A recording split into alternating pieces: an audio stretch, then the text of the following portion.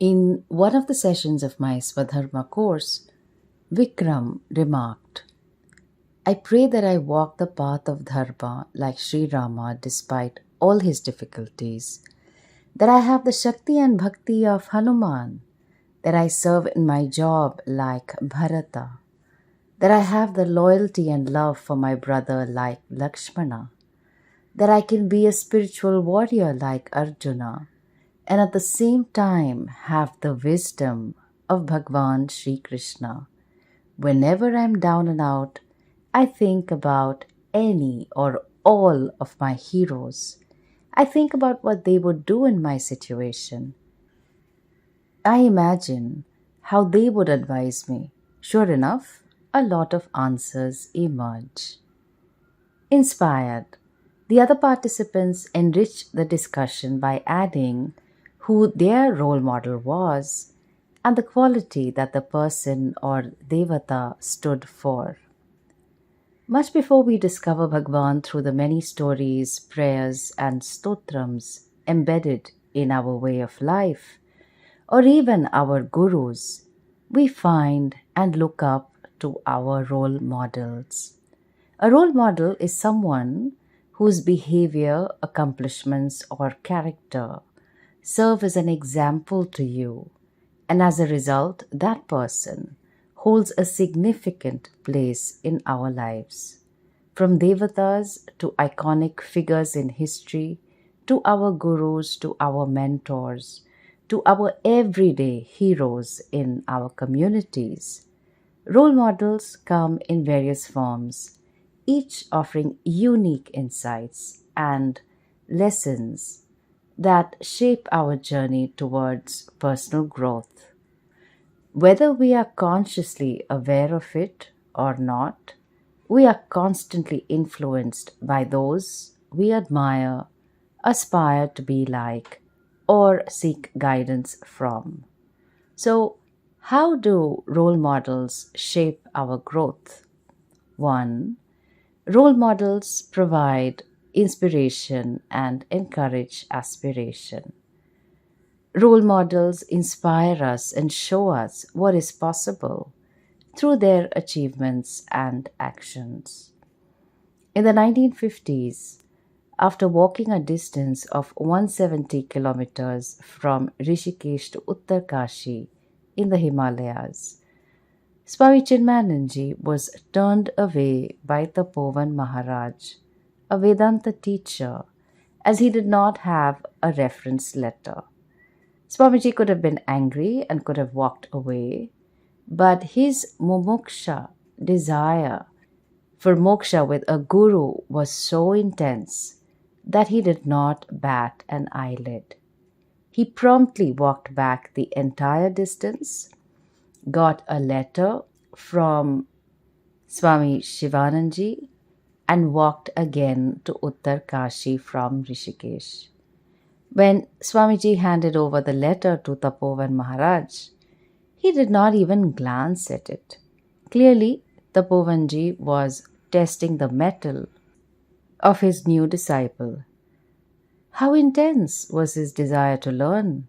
Would he survive the harsh climate where only about 4 to 5 adult disciples lived with the Guru, bathing in the icy cold waters of the Ganga, cooking food, or surviving on food from the nearby ashrams only so that one could study and do sadhana of Vedanta? When we contrast our lives with the lives of our saints and acharyas, we see that we have so much access, and yet we are quick to complain about inconveniences. In comparison to our role models, any effort that one needs to make is so little. Who are the people who inspire you to do your best and blossom? Think about it. 2. Role models set standards. Role models set standards in our chosen discipline that we admire and seek to emulate. Jagadguru Adi Shankaracharya captured in writing the entire teaching tradition by writing the Bhashya commentary on the Bhagavad Gita, Upanishads, and Brahma Sutras. His Bhashya included the contextual meaning of the words, the meaning of the verse, the connection to other verses in the text or even other texts, possible objections to the understanding of the verse, and a clear reply to the objection, thereby ensuring crystal clear understanding. He set the standards for how Advaita Vedanta is to be taught, and we were deeply blessed to have our contemporary Shankaracharya in the form of Puja Swami Dayananda Saraswati ji. In setting the standards, our role models also guide us. What is not to be done? No illustrations or maps of the Atma are to be made. Vedanta cannot be reduced to a bunch of concepts which fill up the mind, but the heart remains untouched and empty. The way in which Pujya Swami Dayananda ji unfolded a verse continues to be the golden standard for clarity, which his disciple students seek to emulate. Who are the people in your life who have set standards for you in the area of health, wealth, relationships, or Vedanta? Think about it. 3. Role models provide guidance and mentorship. Role models provide guidance and mentorship based on their experiences, their learning, and what would be most suitable to you. While working in the development sector, I would reserve my privileged leave for camps in Rishikesh so as to learn from and meet Puja Swamiji every year.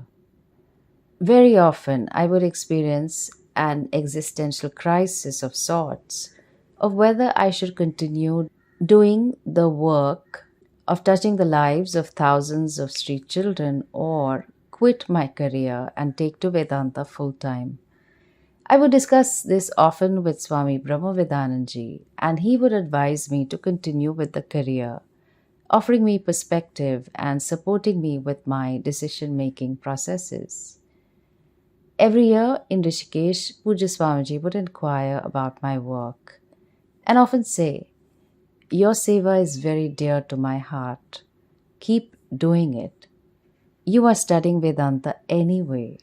Come when I start a course." At that time, it did not seem fair, and with a mix of reluctance and commitment to the work, my restlessness would be assuaged to only surface again in a few months' time. In hindsight, the application of Karma Yoga relentlessly to a high-pressure career alongside other commitments shaped my adhikaritvam and led to significant contributions in the sector. If I had quit the 15-year career a little earlier, it would have still been okay, but the struggle would have been a lot more. Who are the role models in your life whose wisdom helps you navigate challenges and make informed decisions in your personal and professional life? Think about it. 4. Role models uphold Dharma. We learn about how the values of Dharma are consistently upheld by our role models despite challenges. Their integrity, resilience, compassion, and other virtues help to shape our own dharmika compass. Ahilyabai Holkar, in the 18th century, who was the widowed queen of Indore, went on to establish a thriving kingdom in a largely patriarchal society. The Holkar family was known to avoid public cash to meet their personal and family expenses. Ahilyabai donated money from her personal resources to charity, despite other equally rich rulers of Bharat who had the capability of restoring our temples, which had been plundered by the invaders.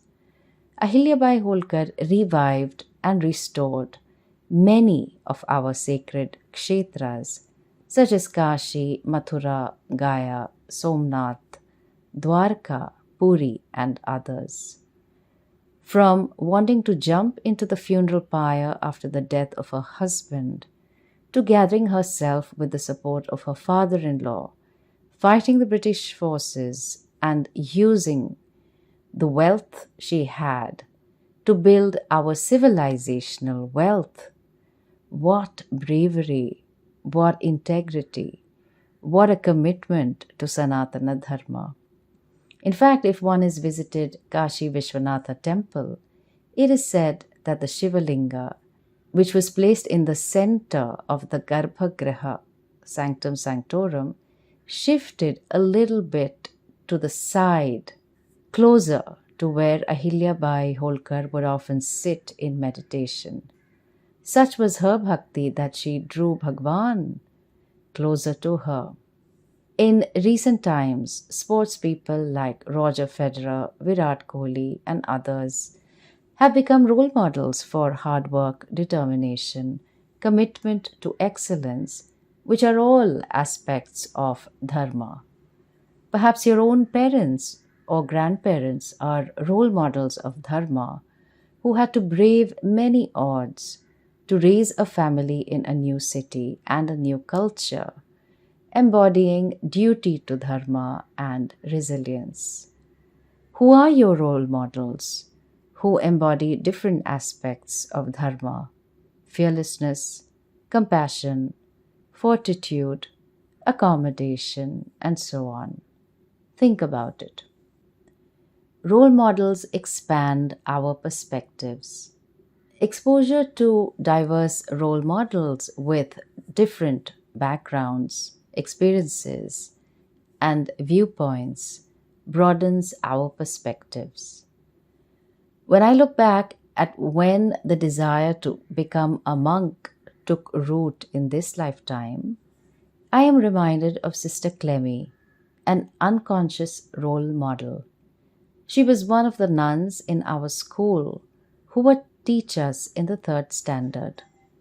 Knowing then that nuns had sacrificed their families to come and teach us in distant lands, devoting their life to Jesus without a salary, and yet being so giving, generous, and cheerful, she clearly inspired me. 40 years later, I bumped into Sister Clemmy at a hospital. She was delighted to see me, now a monk. When I asked her what she was doing in the hospital, she told me about the mandatory checkups following her recovery from cancer. She said, "I got cancer because Jesus felt that I had not surrendered to life enough. Instead of allowing Jesus to run my life, I was trying to run my life." Understanding exactly what she said, we smiled and laughed and hugged. Here is a small excerpt of a hymn I requested her to sing. The love I have for you, my Lord, is only a shadow of your love for me. Only a shadow of your love for me. Your deep, abiding love, my own belief in you, my Lord, is only a shadow of your faith in me. Only a shadow of your faith in me.